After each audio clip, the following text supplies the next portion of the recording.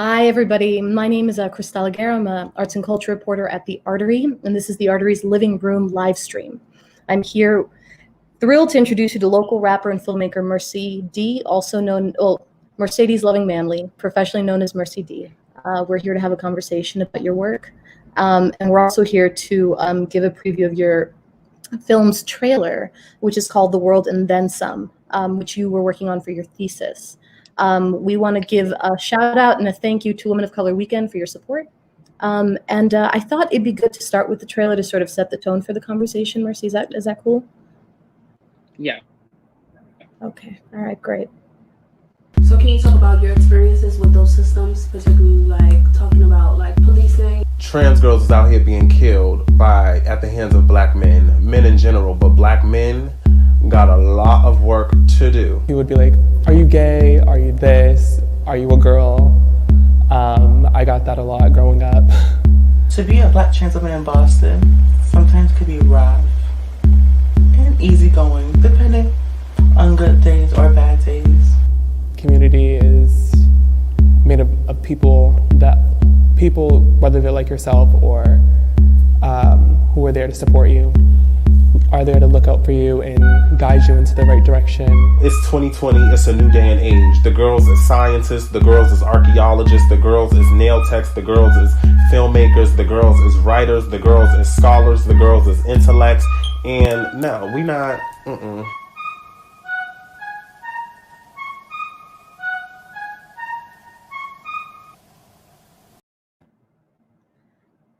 I love the ending of that. It made me think the first time I saw it too, the way you set it up to make people think about what trans women are capable of. Could you talk to a little bit about what you wanted people to kind of see in the like a minute or so?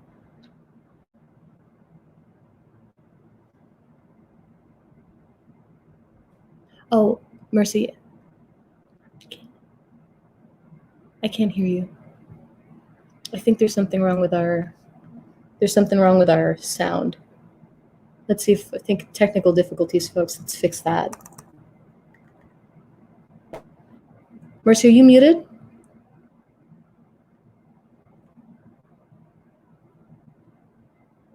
I can't. Let me see if I can just hold on. Let's see if we can fix this.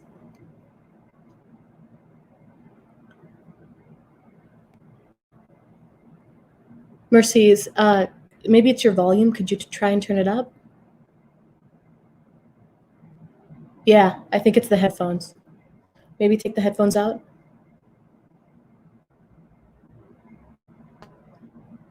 Yeah, try to remove the headphones. Sorry, folks. For those just tuning in, we're having a little technical difficulties. This is it's a new day dealing with interviews via virtual interviews. Hold on.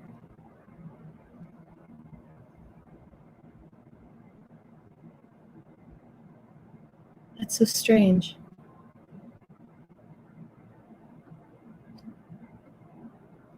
Yeah, it seems to be muted. Folks, bear with us. Please stick around. It's going to be a really good conversation as soon as we can actually get. Okay, let's see. Try it now, Mercy. Can you hear me? Yes, perfect. Okay, I will ask. All right. All right. I'll ask the question again for folks just tuning in. We just saw this incredible trailer of Mercedes' film, The World and Then Some, about trans women in Boston. Mercy, will you just talk to me a bit about what you wanted to foreshadow and give insight to when you made that trailer and when you were working on the film? So working on the film was a very reflective experience. Anytime when I was in college, I struggled with censoring myself in my work, and I had a academic counselor who pushed me to censor myself, and she said, like, basically, what is the significance of your work if you're not in it? If you can't see yourself in your work, like, what is the importance of it? So I knew that for my thesis, I wanted to do something that centered Black, queer, and trans youth in the city of Boston, because this is my home. And the story basically unfolded based on, what people shared with me. There's another Black trans woman in the film, and then there are 2 more Black queer folks. And yeah, it's just about self-seeing. It's about reflection. It's about community and the importance of community. And I really wanted to kind of preserve the historical record, so to speak, of Black, queer, and trans youth, or at least begin. So. Would you be open to talking to us a bit about your experience as a trans woman, and finding yourself? What was that life like?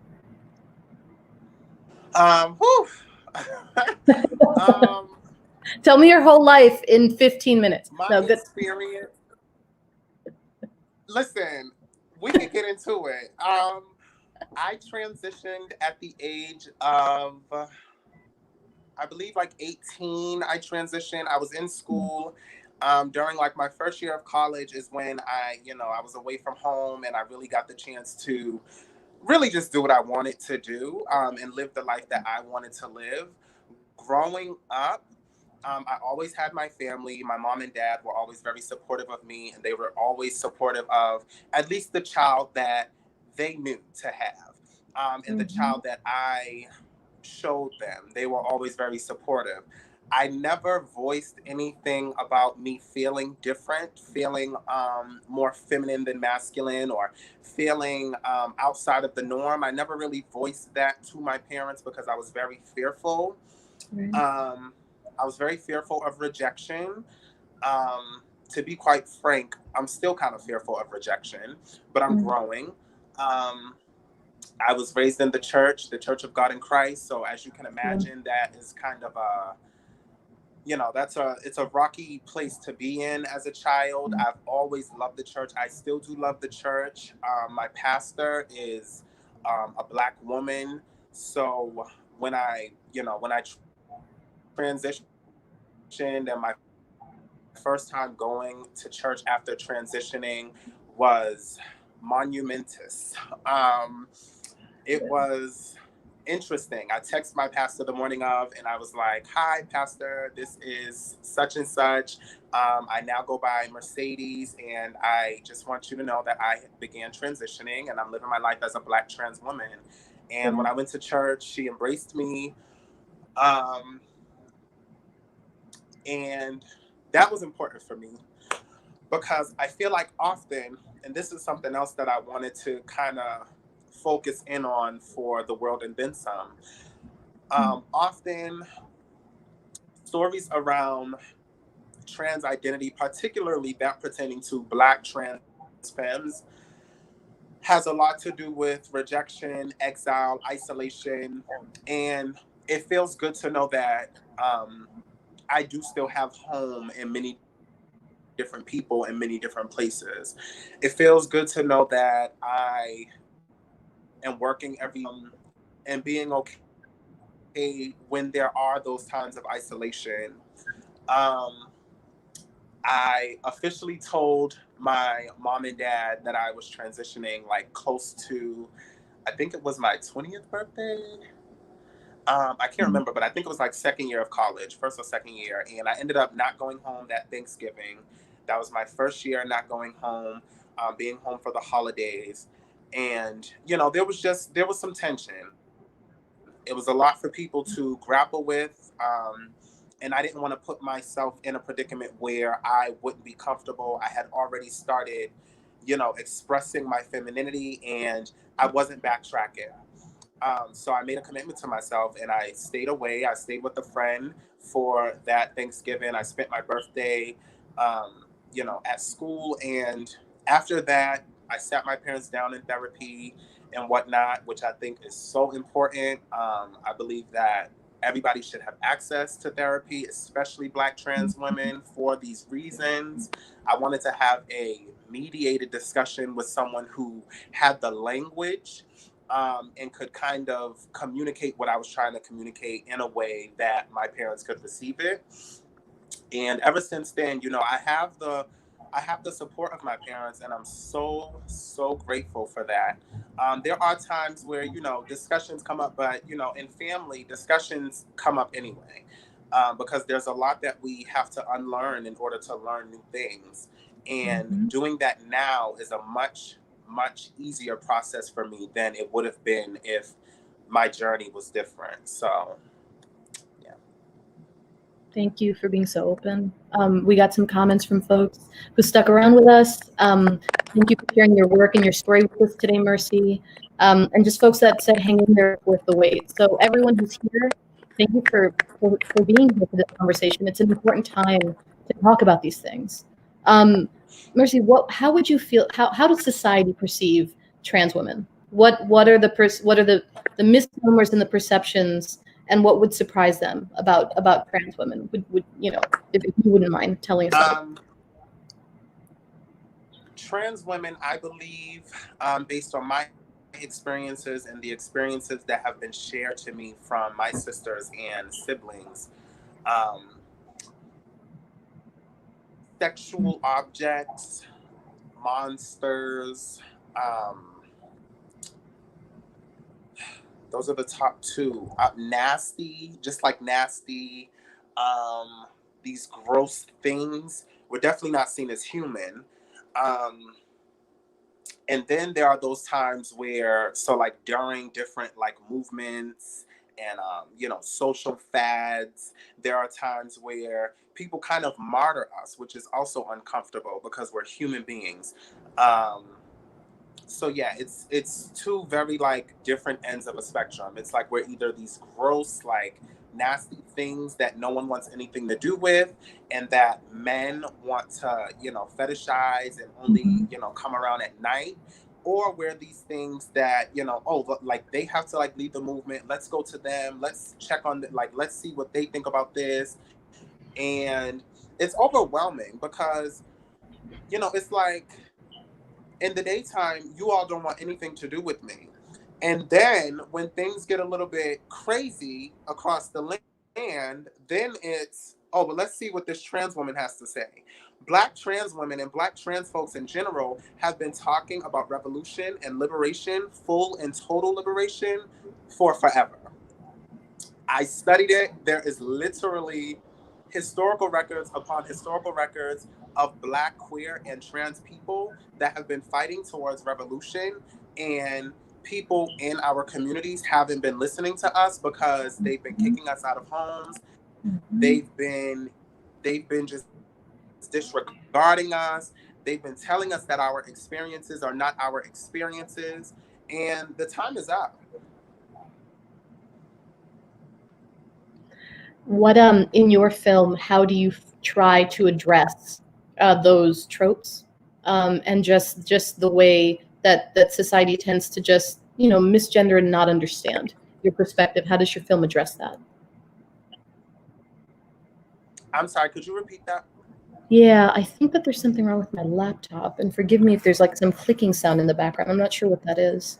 I was saying, good now. Oh, good. In your film, how do you combat that? How do you combat the misnomers, the misgendering, and just the misperceptions? And then we'll get into, you know, sort of the risks that trans women take just by living and existing in this world. Right. So in my film, I combat that by, well, one, the director, the writer, the producer. I am a Black trans woman with a college degree, and I'm doing it. I'm writing the story. I'm sitting down with people. I'm in the community, you know, so that's the first thing, because often when our stories are told, unfortunately, it's at the hands of people who are not in the community, but just, you know, they feel the need to offer a space to us.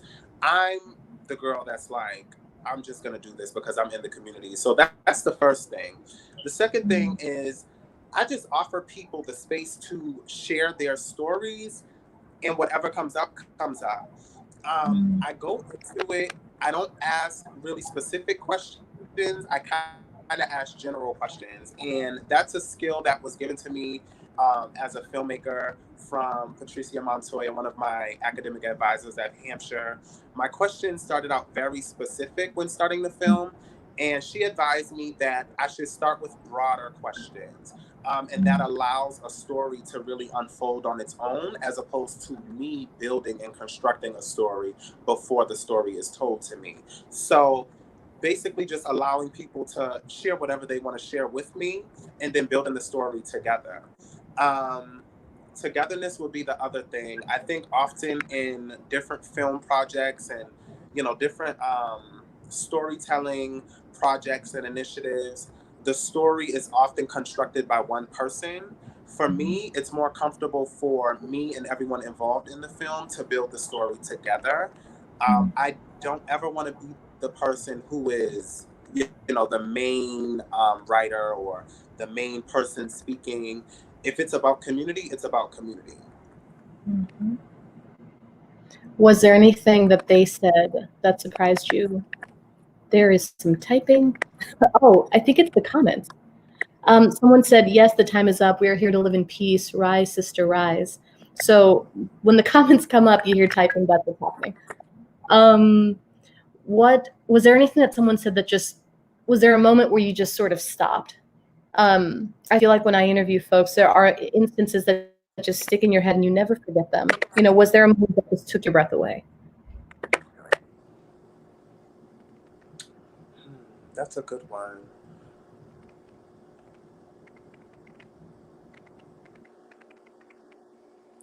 I think one moment for me when I stopped and I was in the transcription process, it was when I interviewed someone who they don't identify as trans, but they are a Black queer person, and they said something along the lines of,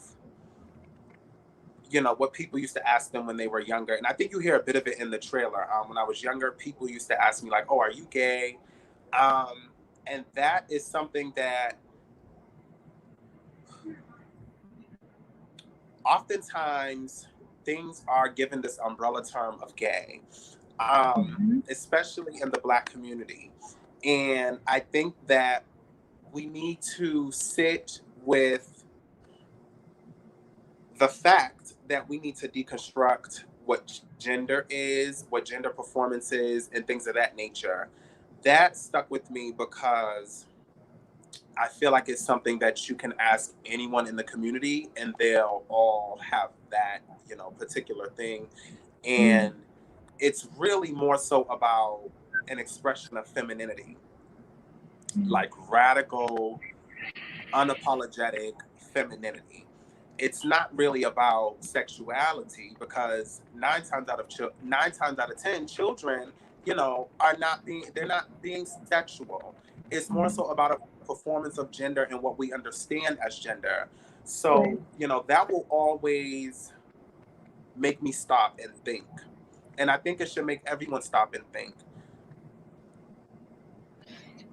Can we get into, and I guess trigger warning for discussion of, transphobia, trans violence. I read on the Human Rights Campaign site, as of today, I think the most recent one was July 27th. A Black trans woman was killed in Louisiana. 25 deaths this year so far.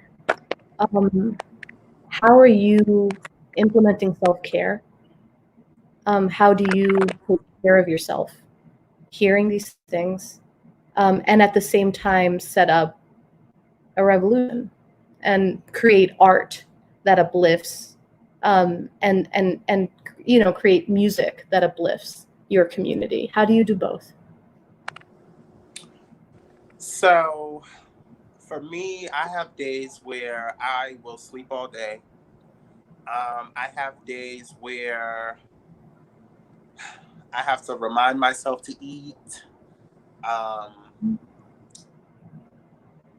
I'll like watch different things online, especially like now that we're like in this pandemic, it's the little things that satisfy me. So like a piece of chocolate, like that will brighten up my entire day. Me binging, living single will brighten up my entire day. And then days like today, like I woke up today and I was in a mood to write. So I started writing for a song. And I've come to terms with being okay with not being so productive. towards the beginning of the pandemic, I kind of, I chastised myself a little bit about how much I was working, how much I wasn't working, what I was doing, how productive I was being, how much I was creating. And I sat with a few of my siblings, and, had conversations with each of them. And they had to remind me that I'm not a machine and I'm not a factory. I'm a human being. So when there's days where I don't want to do anything, I don't do anything. And that's part of my self-care. Part of my self-care is also vanity or beauty. So I love to get dolled up. I love to get dressed. It's very important to me. Even if, every day I get up and just do my morning routine, and just beautify myself without even necessarily putting on any garments, but just in touch with my inner beauty. I love that. I enjoy cooking. I enjoy eating. Those are, a few of the things that I cherish much more now than I used to. Would you talk to the idea of why you feel Black men need to stand up for trans women, especially when it comes to the violence inflicted upon them? Uh-oh. I think we lost Mercy briefly. Folks, bear with us. She will be right back. And I agree, I'm not a machine. My favorite anti-capitalist affirmation, yes. Let me bring up some of the comments so folks know what people are saying. For those tuning in, we are speaking to Merci D, a local rapper and filmmaker out of Dorchester, actually, who made a film about trans women and queer folks in Boston, what their lives are like. We're going to reconnect and keep on the conversation. And actually, I'd asked anybody tuning in on Facebook or on YouTube, if you all want to just submit questions, we can kind of, converse and engage together. I think, she's back. Mercy, can you hear me? That typing is still happening. Hi, so sorry. No, don't worry about it. It's all good. Someone said after you were just disconnected, the quote, "I am not a machine." They really appreciated that idea. It's an anti-capitalist affirmation. It kind of just goes in the face of the idea of constantly needing to be productive to exist. Right. But yeah, to go back to my question, just, to the idea of like why you feel men and specifically Black men need to stand for trans women, what could you talk to that a bit?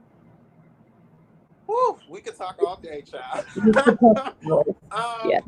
So, okay, the first thing is, and it hurts me really to say it, but Black men are the ones that are killing Black trans women. Like 9 times out of 10, it's at the hands of a Black man. So that's the first thing. That's the most important thing. It's not just a random, we just chose Black men to pick on. Black men are picking on us very viciously, very violently, and it's ending in genocide. So that's first things first. Black men need to hold each other accountable, because if not, then we won't ever see liberation as Black people, period. Black liberation will not occur if Black trans people, specifically Black trans women, are not included. It's impossible. There's a quote that, gets thrown around often in the Black community. And it's our own house before you can worry about anything else. You got to make sure your own house is clean. Or another one is like, if everyone swept their own doorsteps, the whole world would be clean. And to me, I apply that by saying Black men need to clean up the mess that they've taken part in. White supremacy and capitalism created all this madness. Yes, that's an important factor. But Black men have taken a very violent role in the madness. There are so many different things that have just become so culturally normal in the Black community. I can remember before transitioning, my experiences in barbershops, and me knowing that I was different, but still, performing a gender, performing an identity that I felt I had to perform for the sake of my family. I had to perform for the sake of safety. And me being around some of these discussions that would go on, I can honestly say that the barbershop is this interesting site of violence against Black women and femmes and transgender women. Um, Interestingly enough, it's also been held as almost the church for the Black man. And when you look at something like that, you have to ask yourself, okay, well, why is this community, exiled from this particular place, yet this community feels so welcome? And, it's the same reason why, white people feel very comfortable in certain spaces and Black people do not.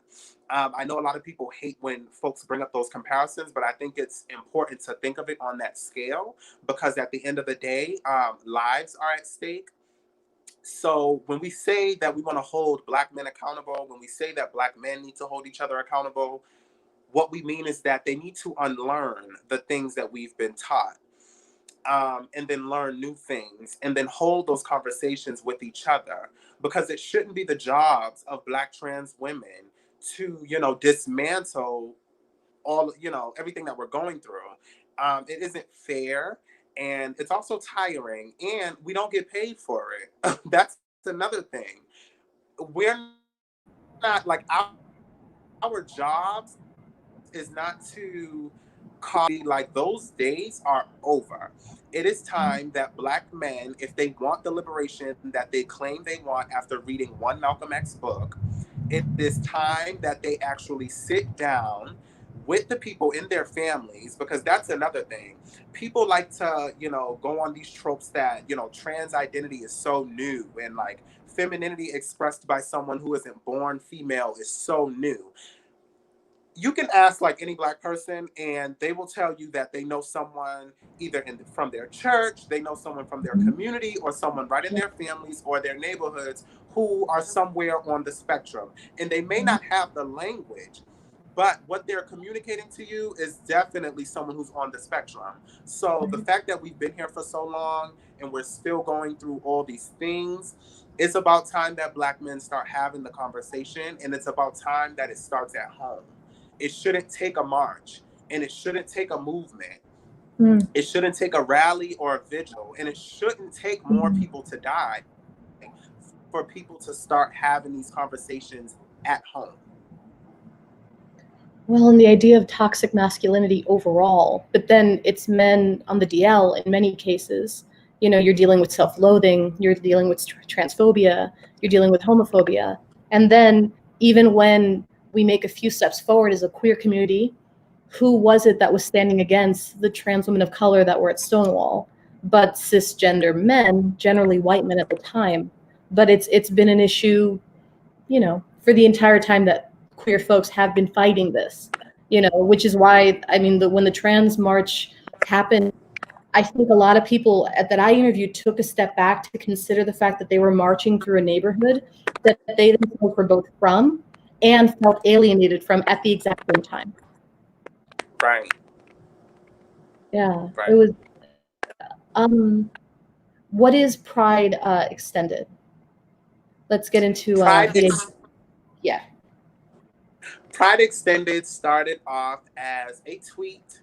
It was around the time of Juneteenth, or like Juneteenth had just passed, and every year for Juneteenth, on Twitter, anyone who has a Twitter or any kind of social media, there's threads that go around where people are spilling money out of their pockets to Black people. And I was one of those girls getting a cute coin on Twitter. And I wanted to kind of keep the momentum. It was also coming up to the end of June, and, Pride Month was about to end.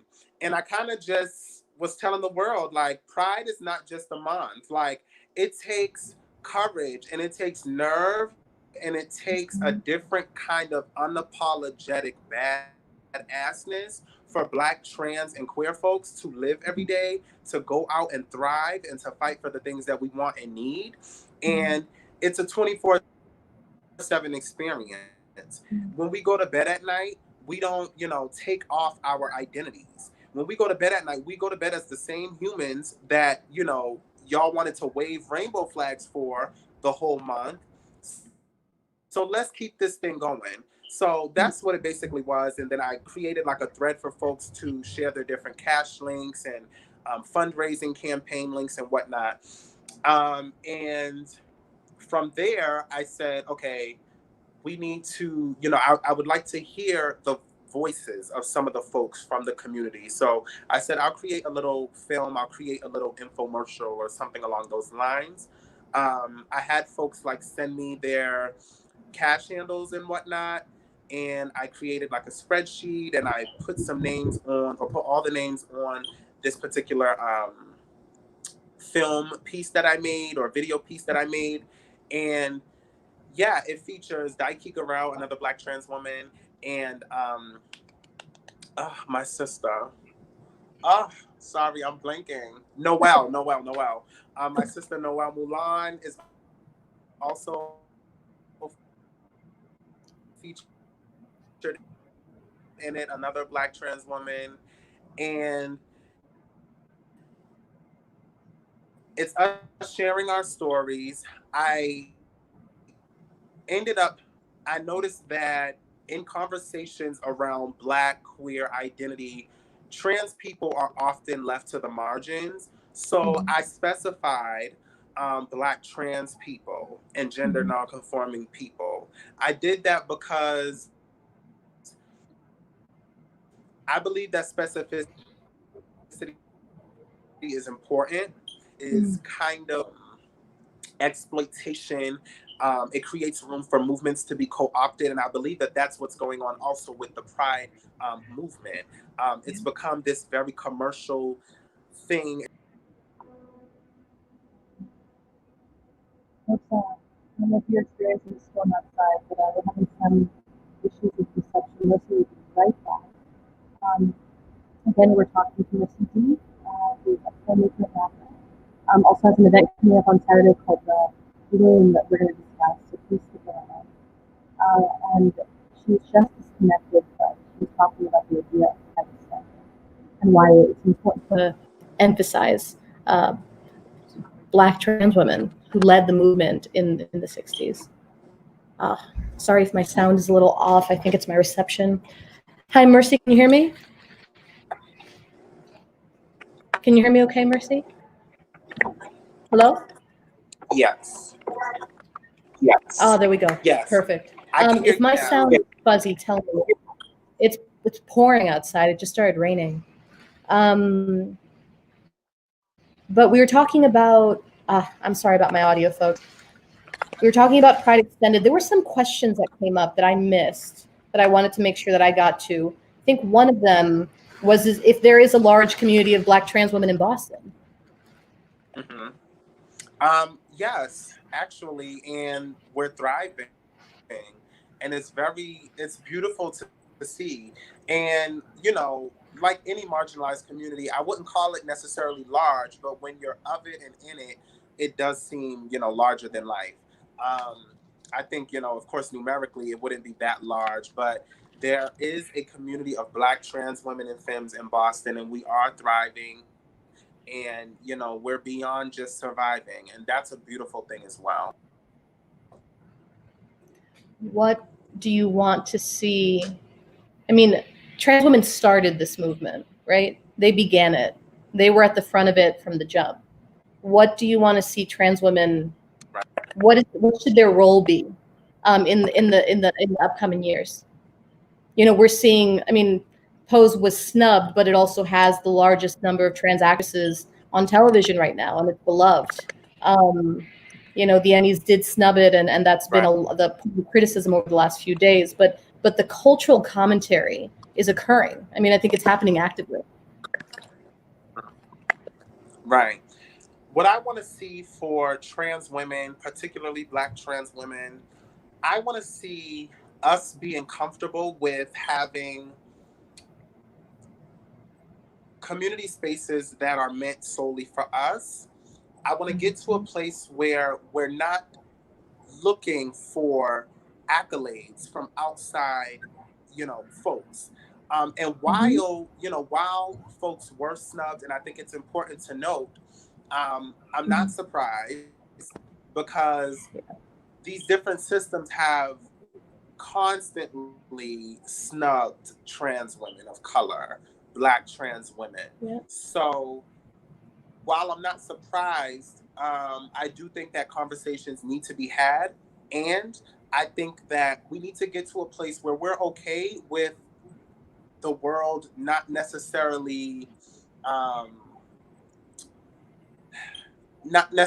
applauding us. And I don't know, I feel like when I say that, it sounds like, well, you're fighting for liberation. Like, so what is it exactly that you want from the world? What I want from the world is to realize that I'm a human being. Yeah.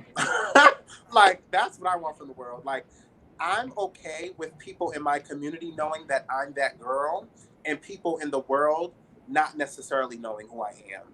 I'm totally fine with not being commercial. I'm totally fine with being underground, because for me, being underground is the truest form. Once things get to a commercial space, then it's in the hands of people who are not of our community, don't know anything about our community, and then they have the say-so of who, represents our community, how we're represented, if we're represented, and why are we depending on that? We have our own thing. We have, like, on the end of the World and Then Some trailer, Yeah. I say, like, Yes. there are filmmakers who are trans women. There are archaeologists who are trans women. There are historians who are trans women. There are researchers who are trans women. We are what we're looking for. We just need to really, like, all come together and get very specific about what it is that we want out of the world, and then we might see liberation.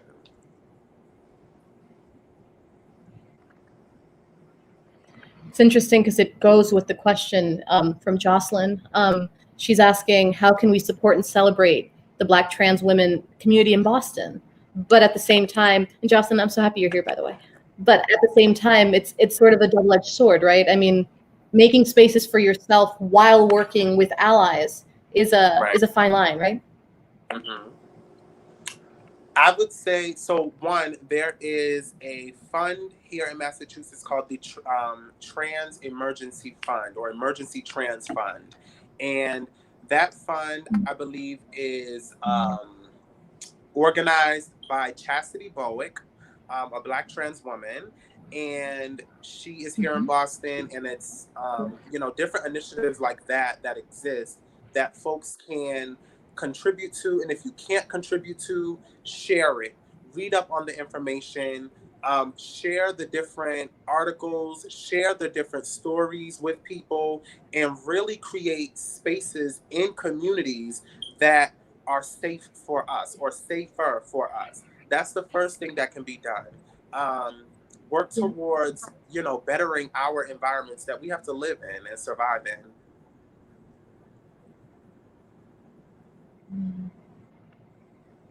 Talk to me about Bloom, which is this Saturday, correct? Yes. Bloom is a virtual benefit concert. I got a call from a sibling of mine, another Black trans woman named Kelly Good, aka K Good. Her Instagram handle is Good God, GOODEGAWD. And she has a medical campaign right now, and I have one as well. And she hit me up and was like, would you want to do this? And I was like, sure. So it's a virtual benefit concert. There are Black, trans, and gender nonconforming people performing on our behalf to raise funds for us. And this is another way that you can show up for Black trans women. You are going to be able to tip the performers as well, so that we're not the only ones who are benefiting. Tickets are online now at wedeservetobloom.com. And I'm really excited for it. One, because I've never done a virtual concert. I'm actually performing, which I'm really excited about. And I'm excited to see more talent that I didn't, know that existed before. A lot of people who I never knew. So I'm excited about that. And she has put so much work into this benefit concert. So y'all, please check it out. Even if you can't make it, try to purchase some.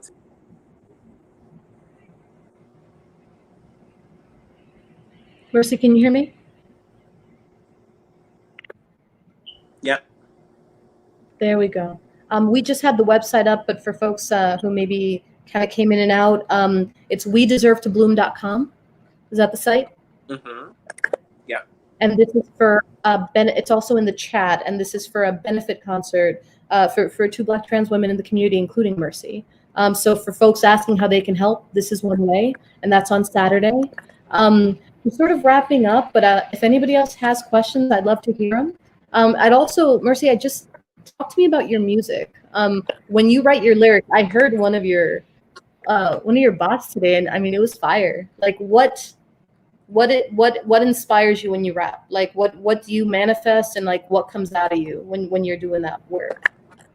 That's so funny that you said manifest, because one of the bars that I wrote earlier was about manifestation. So I love that. What inspires my music? So I always get like a little like jittery and shy when I talk about my music, because I feel like I'm a whole nother person when I'm rapping. I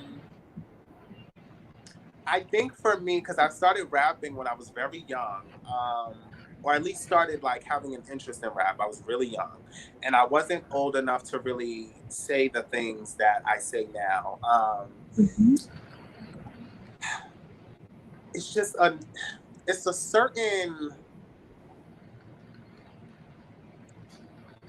it's really a certain, can you hear me?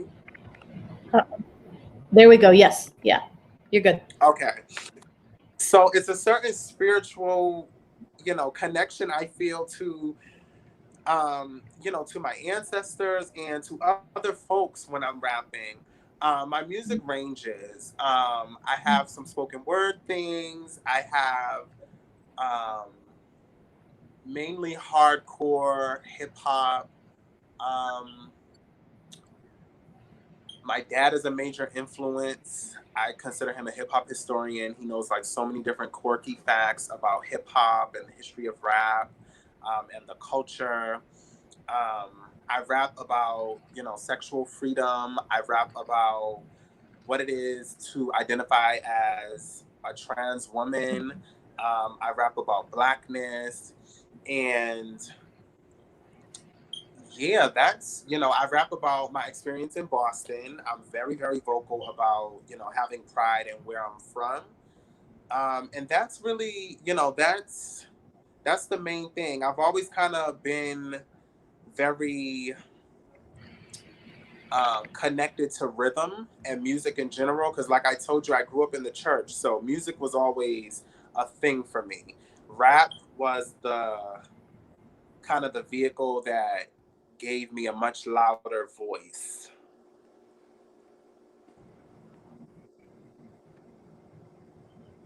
There's someone in the Destiny X is noting, I love her music. Thank you and so other much. folks are saying, Destiny said, we exist just to get snubbed by corporations. A lot of people agree with you on the idea that maybe, the movement isn't about, getting mainstream. Maybe the movement is about making your own path. And Right. I think it's Jocelyn Prince. You are so important, as is this convo. Yes! A lot of really beautiful comments, Thank folks. you, Thank you so much for coming and joining us on this. I mean, I feel like what feels revolutionary when it comes to the work that I feel like journalism has done well when it comes to covering trans women of color specifically is when they emphasize joy first. And the idea Right. of just manifesting this radical joy when most of the time the headlines that you're going to see is death and destruction, you know? So it's like, on the one hand, you're fighting this fight, but also it's important to sort of go back to your point. It's just about, you know, to celebrate existence, you know, to celebrate the fact that your existence in and of itself is revolutionary. Exactly.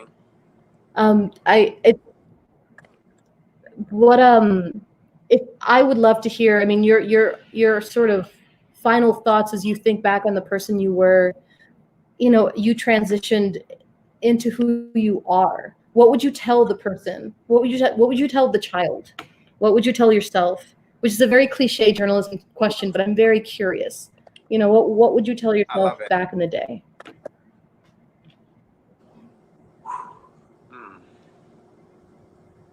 I talk to my mom about this often, and I don't think she's comfortable with, you know, my answer to the question, but my answer to that question would be to run.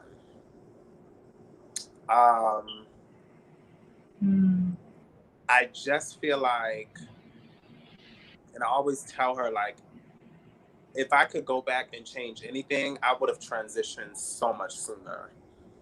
I would have transitioned, and I think that I may have risked it all just to have that joy, because it really is a joy to be able to live in your truth, and do so unapologetically.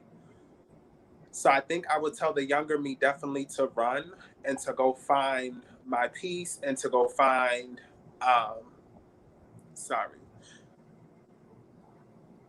to go find my peace and to go find home in myself. Because I feel like the reason I waited so long to transition is because I didn't want to, one was a fear of rejection, and one was also I didn't want to disappoint family. I've always been really big on family. And, you know, frankly, my relationship with different people in my family, it has shifted since my transition. And it's something that is very obvious and blatant to me. But I don't know if people in my, you know, in my family realize it, but I think that's something that I would have definitely done. I would have run. I would have run away. Because then maybe the sting of the rejection would have been a little bit easier by now.